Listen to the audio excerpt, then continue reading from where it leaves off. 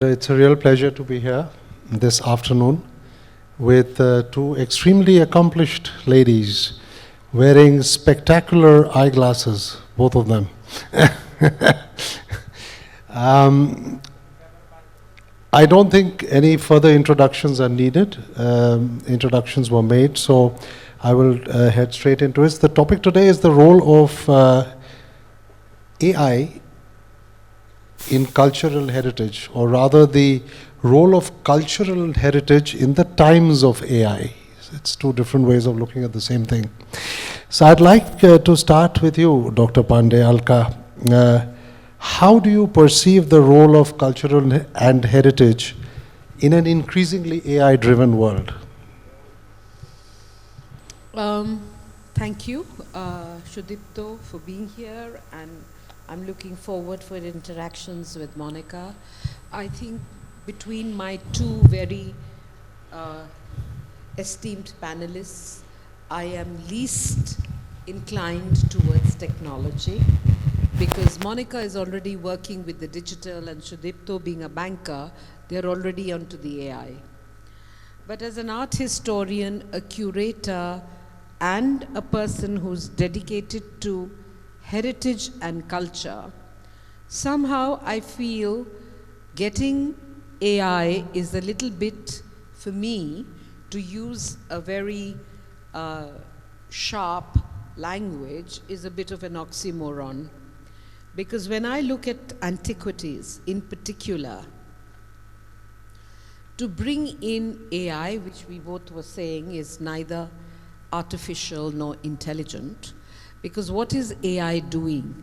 It's literally gobbling up original data and creating something new.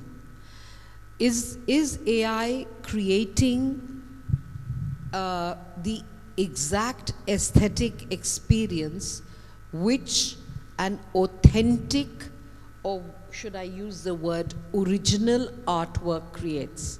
Because when you look, for example, at the Didarganj Yakshi from Bihar, or you look at the images of the Jatak stories from the wonderful paintings of Ajanta, what is the aesthetic experience you feel while looking at that particular artwork? I just want to give you an example from a Western painter called Vincent van Gogh, because his was one of the first works which were put in an immersive experience through this Arte Lumière studio in France, who took all his paintings and created an experience which was deeply immersive. The world went wild. The exhibition traveled everywhere. Today, people are talking of what is an immersive experience. I watched that, I experienced that, and just about 6 weeks ago, I was inside the National Portrait Gallery in London, looking at a show called Poets and Lovers, which was a set of many paintings, maybe more than 100 paintings done by Vincent van Gogh. When I looked and stood in front of these artworks, which had been created by the artist himself, and I thought of that immersive experience, I could not find a parallel. While I will definitely put in the caveat saying we cannot keep technology out of anything today. Anything, whether it's writing, whether it's chat, GPT, whether it's Gemini, which everybody is looking at on their phones, you can't keep technology out. But where is the rasa?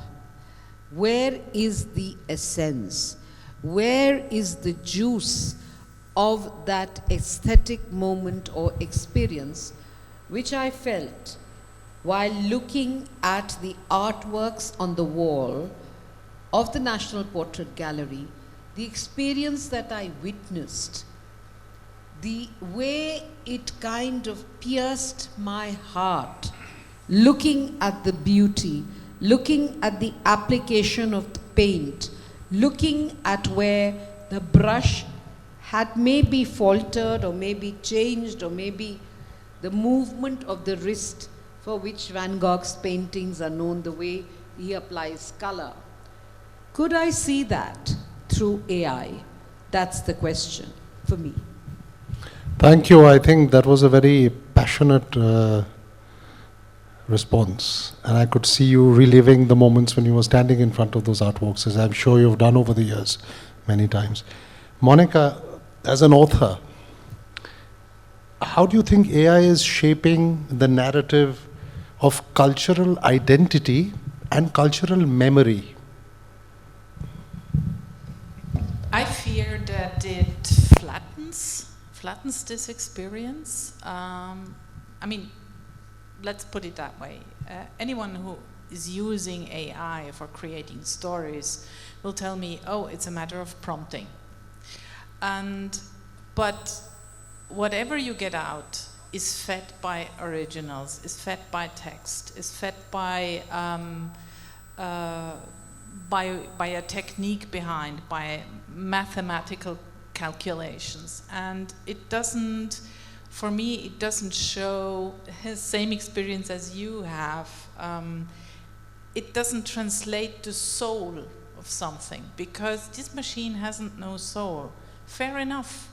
But for me, it's also a question of copyright, because we know that, for instance, ChatGPT was fed and is fed with original texts of scriptwriters, of authors, and without paying anything to the authors or scriptwriters.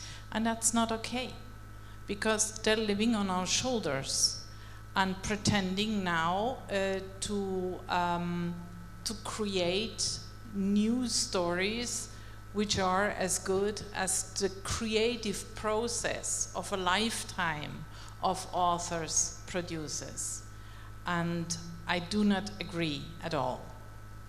I'm not against this technique. I think it's wonderful for certain things, but we have to decide when we use it, for what we use it, what it is fed with, how it is biased, and how we can work against this bias in the machine. That's important. And then we can decide, take consciously a decision for what we want to use it. But do you think that the digitization of storytelling and literature in general changes the way that stories would be created in the future? Yes, that can be that way. Let me tell you two stories. I was for an university. I was called to lecture or correct also the short stories. They had a task, journalists had a task to write on a topic a short story. And they sent me in short stories clearly and obviously created by AI. And I recognized these short stories immediately because of single words that generation never would use, or style, some sort of a style they never would use, even if they used corrective AI to take out the AI sound of it. And that was very interesting to me. And they blushed in front of the screen. We had this talk about it, the conversation about it. And I said, look, this is AI created. I can see it. And they blushed and said, well, maybe a little bit, maybe, yeah, I did. And I told him, don't let this machine take away the responsibility of the writing process, of the going through, thinking through before you write it. That's so important. It's also important to be able to express myself in my own words and to gain a vocabulary to express myself and to stand in for my rights. Absolutely, absolutely. Alka, AI tools, and you are a curator of note, AI tools are being increasingly used in the preservation of art and heritage. Digital museums, AI-assisted technologies increasingly being used in restoration, for example. How do you balance technological innovation with the authenticity of heritage? So again there, Sudipto, it is the knowledge that you have. Who is deciphering it? Who is the coder? Does the person know enough? Where is the expertise? These days, as Monica said, anybody who's to write anything, they get on to the meta, they get on to AI, they start recreating everything. So I think the quality suffers. When I'm talking, see, AI has its uses. If you're using it for reading medical data, fine. You are reading medical data, there is so much of it available, you want to compare, you want to understand. So there it is quantity, random sampling, quality. You're actually reading, you are mining things out there. But when you say a specific thing like restoration, how can you use AI there is that you can replicate buildings, you can simulate it, but who's going to be really creating it? Who's going to say that this is what is the authentic? Suppose, for example, in Bihar they are digging out those 64 pillared restoration site. AI can, recreate it. But can AI really make it? No. It has to be, again, the human mind, the human hands who are going to do it. So I think the judiciousness of data mining, what is the kind of data which is being used, particularly for objects of art, painting, even writing. The process, the creative process, till you don't go through the creative process, what you are getting through AI, is there any originality of thought in that? Now, of course, the whole thing is being said, oh, it can be intuitive, the AI can become, the danger is if the AI becomes a sentient being, then there is a real danger. Instead of cyborgs and all these kind of ET kind of things which we keep talking about, and we've seen all these films, we can think about it. But again, I would say that it is the object, what you call the authentic object, not a technological invention, which is the true source of knowledge and information. May I Please, add please. something to that? Absolutely. I think we are getting so used to be the product of digital, like Meta. We are the product in there. We're getting so used to that, and I'm a little bit concerned that this happens again with AI, and we are used in a much more dangerous way, isn't it? So this is a little bit what fears me. Also, if I'm thinking also of photography. Photography, we got used from Meta with all these Instagram filters for our faces that we look nice.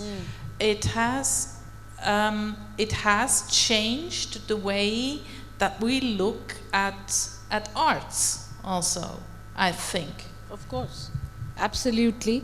Because when you are looking even at a beautiful painting, now suppose people are putting the Mona Lisa through AI. I don't understand that. When you have the Mona Lisa right there, sure, it's becoming difficult to witness it, but I think for that when we have technology and you put it on the internet and things, yes, till there I will go by it, that you don't have to go to the Louvre in Paris to look at the Mona Lisa. And for those who can't travel that much, you can also look at it through the digital space. But having the AI kind of playing around with one of the iconic works of Leonardo da Vinci, I would have concerns. Definitely. It's a different product. The product changes. It's not the Mona Lisa of Leonardo, for me. And do you think it's possible that out of this there is being created new arts? Yeah. So AI, what I would say in my head, and it's a very subjective opinion, it's like new knowledge being created. It's a new work of art which is being created through the filter of AI.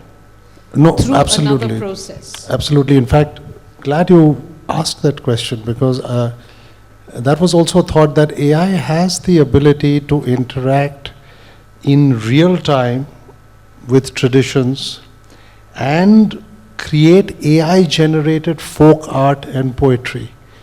It has potentially that ability, so it can interact with many information in real time and can create original folk art and poetry by extracting in real time that information or that knowledge, which is centuries of knowledge really.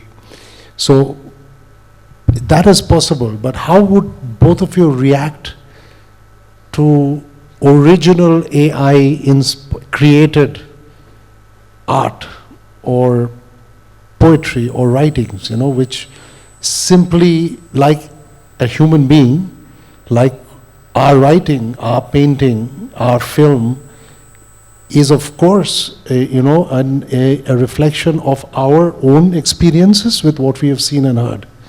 AI is pretty much doing the same thing. It is seeing and hearing and producing something new. For me, it exists and is it's very interesting, but it has to be written down who did what, so that I can see, okay, that was a collaboration of an AI with a human being, where the human being always has control over it. I remember a very beautiful artworks between an ETH professor for astrophysics, an artist and a programmer who were looking for the ultimate pink in space. Because in the space there is a pink which doesn't exist on Earth. So they created this new color and let the machine create new space pictures. I found this a really beautiful work, but it was clearly defined who did what and who has the rights on what. When you say a new, I'll say AI recreates an artwork. I don't think it really creates a new artwork. It is based on an original, whether it is technology, information, it is created on something which already exists. It doesn't really create something which does not exist before.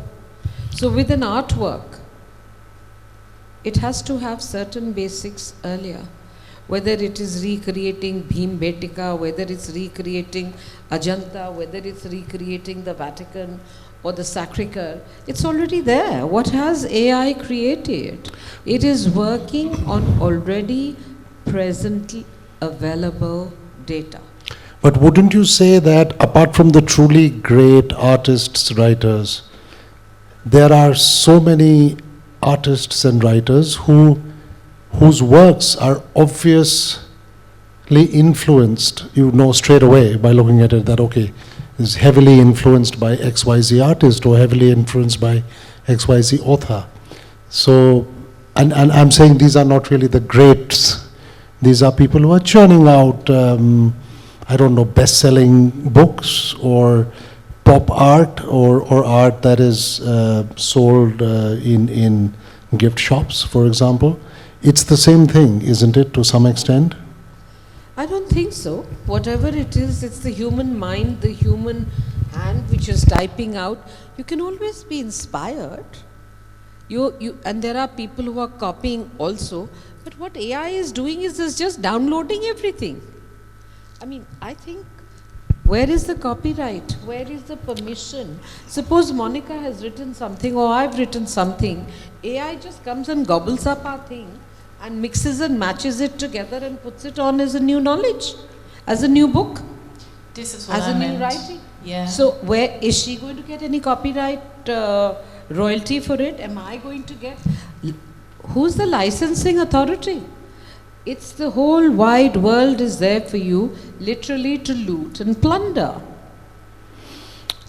True. I agree, because that happened in the US when scriptwriters went on strike. Correct. And authors went on strike, and Margaret Atwood even recognized her own work in there at the early That's true. stage of ChatGPT. And I think even actors are now feeling threatened because they feel Yes. that we saw what they did with Harrison Ford in the latest edition of the Indiana Jones movie. Yeah. The first 15 minutes was a young Harrison Ford, younger than he was in the original Indiana Jones movies. So that I can fully understand. But wouldn't you say that AI can also play a role in, and this is coming to your point that we were discussing, it will lead to that, but to both of you, AI can democratize access to culture, but it can also increase inequalities. So the thing is, how can we ensure that AI serves as a bridge rather than a barrier? So I'm saying suddenly it can open up a lot of things to an entire new set of audiences, but it can also restrict access. Your point. Yeah, it is such a lovely thought to think about it like that, but we saw that also with the internet, that not everyone has access. So with AI, who has access to that machines? Who feeds them? With what bias are they fed? And I mean, the outcome also, if you feed it, I'm a white person. I feed this with my bias. I hope not much, but I have bias. And who has access in the whole world? Who has access to electricity? Even that. Who has access to internet? We saw during the pandemic what happened. We saw it also in Switzerland. Not at heavy, but I know it from Africa, but that many people do not have access to even electricity. So they won't have no access to feed their cultural diversity. So we have again a colonialization from white people creating AI cultural content. And I think that's completely the wrong way. We have to regulate that, and we have to absolutely to give access to as many people from as many countries as possible. Otherwise, we lose again this diversity and all this history. I want to just add to that and also go back to referring to what I said. We definitely need a licensing authority also. We need people to understand when you are talking of democratizing the process, it can be a free-for-all. So Which it is right now, to a large extent. I mean, the internet itself is to a large extent free for all, yeah. by definition, yeah. And people, it's also causing, I think I'm also concerned about the fact that a lot of young people are taking the easy way out. And I'm talking here of AI in writing their school homework, Sure. in writing their essays, Yeah. in writing, presenting their project proposals. They're not thinking out of the box anymore. They're just pressing Gemini. True. And then just saying, how do you do it? And I think this ad about making presentations in the office and asking Gemini or Gemini to do it, it's a wrong message. True. How are you going to use the wonderful thinking out of the box brain that has been given to you? No, I will tell you, this is becoming increasingly a menace of sorts in the corporate world as well. So Of course, the ads are all about the corporate So world. in consulting, we now consciously have started AI to a large extent primarily to save time, which is even more dangerous because you're cutting corners. And for example, if there's a client who's expecting a certain output from your intellectual assessment of a situation, and you are let's say being dependent on AI for more than you should be, then you're doing the client a disservice, really, because that information he could have obtained himself if he just knew what to ask. No, hired a good coder. He would have deconstructed everything for it. Correct. There's a school of thought, and again for both of you, which says that, or thinks that AI can inadvertently homogenize culture, creating a globalized aesthetic at the cost of originality, which was your point. Even young people, where are they getting the information from? Is this information coming through Meta, or is it coming through books and research and putting their own mind to it? So there's this threat, that next generations will only know what AI has told them, or what Meta has told them. It homogenizes it, but it's not authentic. And I wanted to add, it's not for free, isn't it? The free Yeah. version, again, we are the product.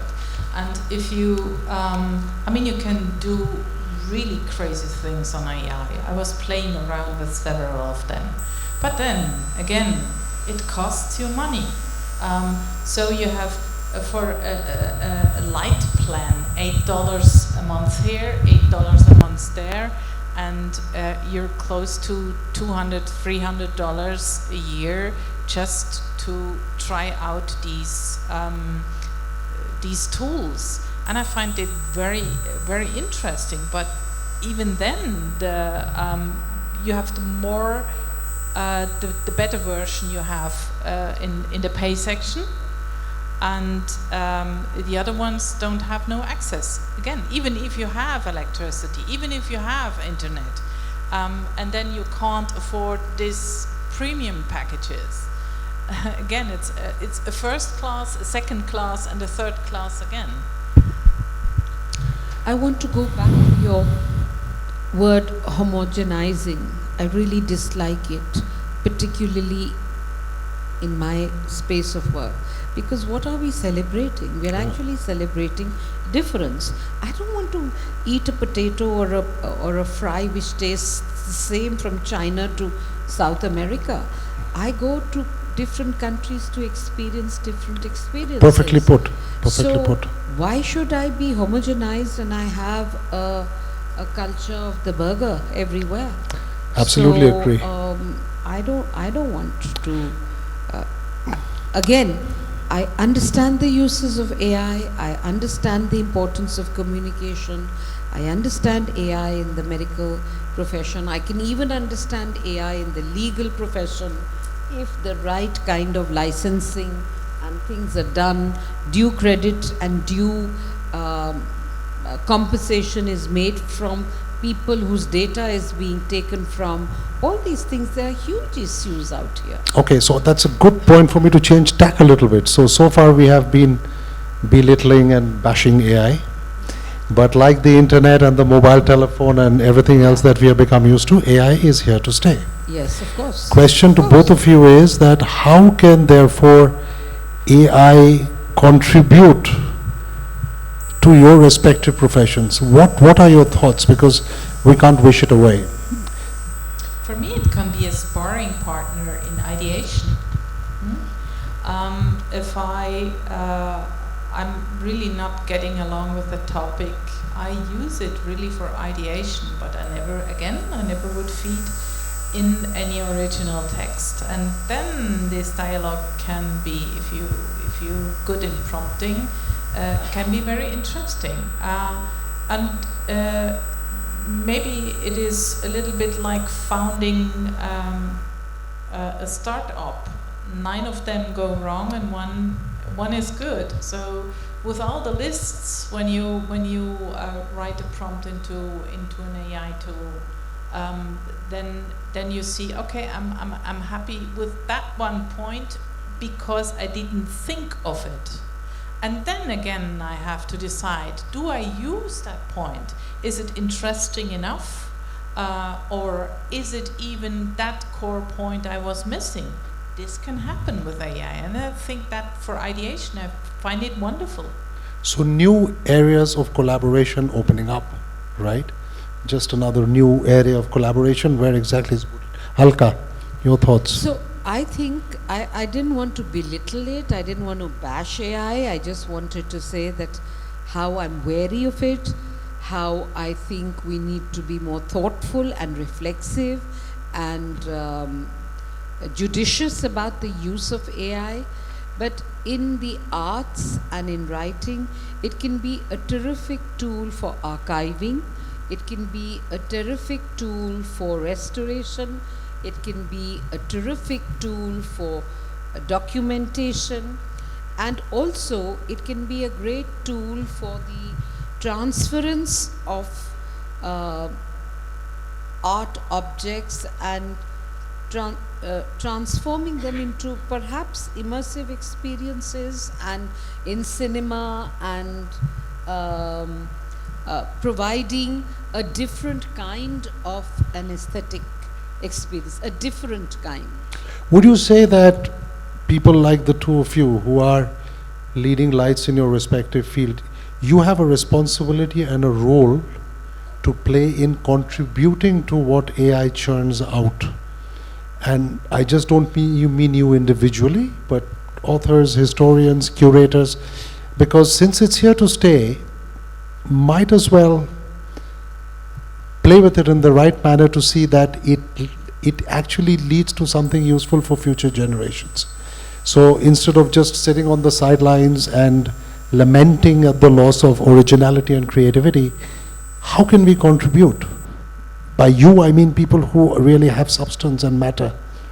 That's why I try it out, because I'm curious. I'm a really curious person. And again, then I have to find out what's the use for me. And I think, for instance, there are artists who are on the limit of novelists and game designers, and they're working with scientists together. They create new games where they create, for instance, awareness for the climate change. I think in these things, in these creative ways, lies very much with this technique. And for writing, I think it's really some sort of a sparring, partnering, and looking what's in there, what didn't I think of. This I find absolutely interesting. I hope this is clear. I'm not bashing it, because I'm working also with AI because I'm curious. But there are some limits and there has to be some regulations. Just my point. So I think it's practice and execution. So as AI is very much part of our lives, we use it to suit the particular project or the particular need.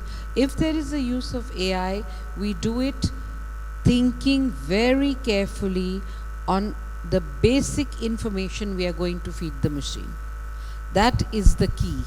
What kind of information are we going to put into the machine?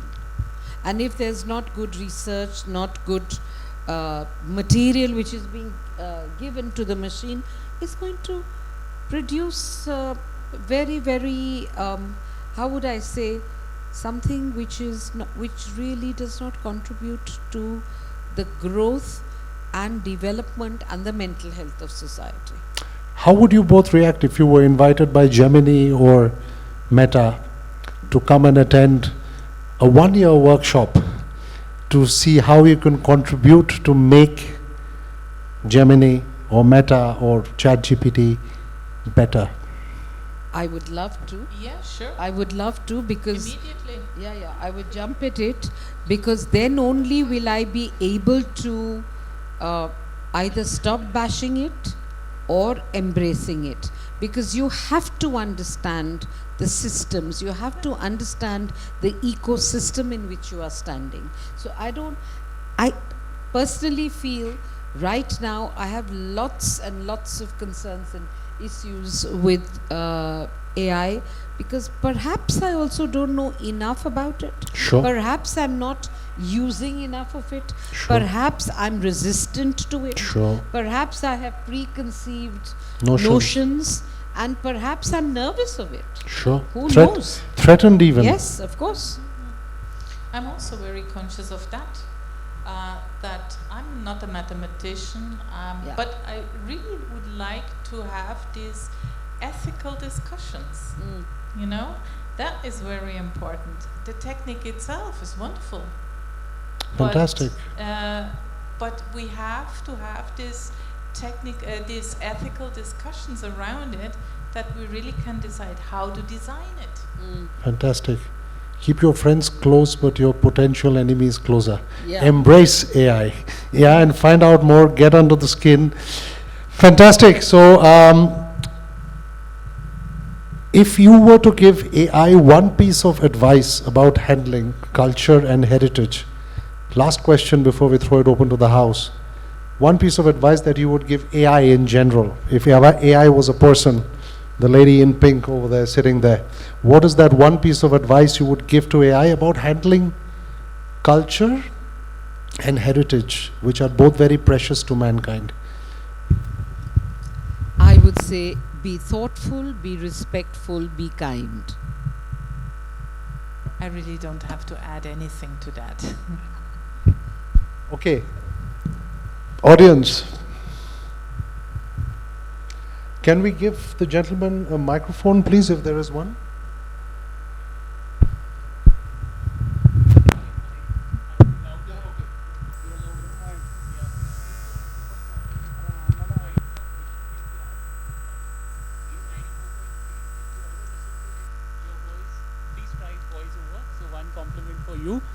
And Guten Tag, Monica ji and Alka Pande ji. One question, like in terms of you spoke. So there is an author who had sent me on Holi, on the day of Holi, Happy Holi, used by AI, a Van Gogh style kind of a creative.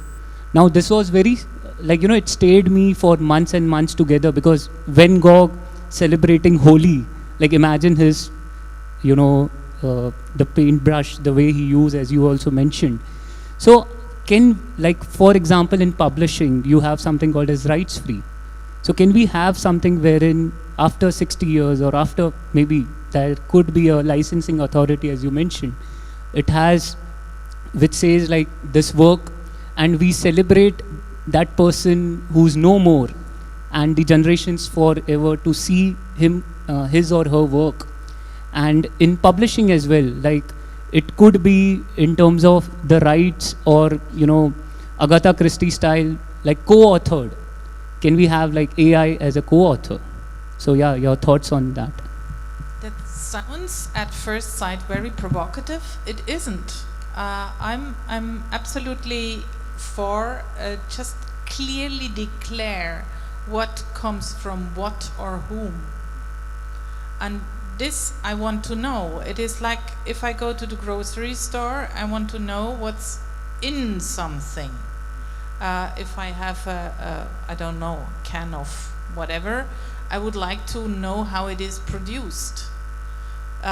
This is very important to me, and I think this could be some future outline how to take care of that. I mean, like the example I named for that artist, where clearly was written who did what, and so you had some sort of a history. I find that also very interesting. It is like when you go to prompt on Midjourney, you always see the prompts of the others. And I find that really interesting. How do they get out of the AI what I see? So I can profit from them. Asked me, I understand how you found the Van Gogh playing Holi interesting, because that was actually a creation of a new artwork. So I will not call it really what AI has done. Your interests were piqued, or your interests were, there was a trigger in your brain because it was a new image. Having said that, I'll go back to what Monica said and what you also said. Like, you know, when you are using a quote from a work which is more than 75 years old, then if you don't quote it, there's no copyright fee to it, right?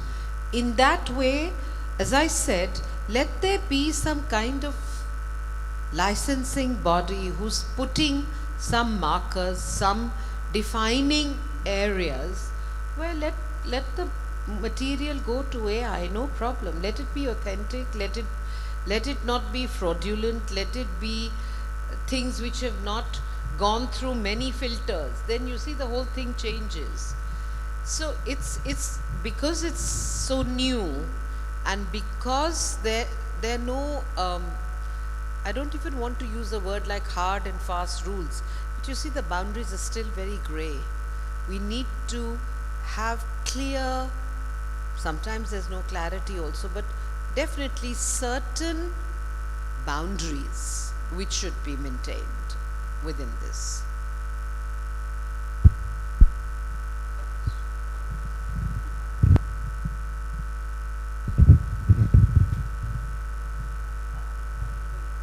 So,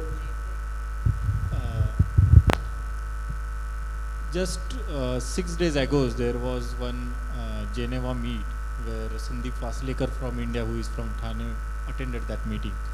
It was about 5 countries meeting together, UN, UK, Russia and China, whether AI be used for nuclear weapon decisions or not. So we are reaching to the discussion at that level, and we still don't have any regulation even for a copyright for AI.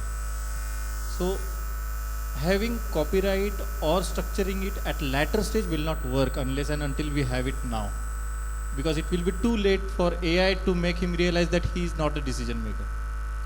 And second, all the technology whatever we bring is only for the saving. So it is either a saving of money, time, or your commute or something else, but every saving comes at an expense. Like I like photography. Earlier we used to photograph on a Kodak camera. Each click was precious because you are spending 20 rupees. Then it became digital. You are clicking hundreds of photos, then choosing 2. Then you use Adobe to edit it for hours and then put. Now AI does it for you. But then your visualizing the image has literally vanished. So the creativity is expense when you are saving on the time. And as sir explained, we are using AI in financial tools. I think every technology can have a history to study, but cannot predict the future as good as a human can, or can take a decision, because it is always have a data to predict, but human only can have a other aspect of the environmental or economical or human as a nature to predict. So there should be a balance where we want to save and whether we want to expense our experience in terms of creativity. Very well put, very well put. I think that sums up pretty much what both the ladies here have been saying. So thank you for that. See, the problem is that when the World Wide Web started, the whole thing was about democratization, and it's a free-for-all. You know, there was no regulation, there was nothing. But over the years, even the World Wide Web, the internet has kind of regulated itself. The same has to happen for AI. Absolutely agree. It's a great tool. It has to be used in the right manner with the right credits being given to everyone who's contributing to it, either in the past or in the present. Thank you very much.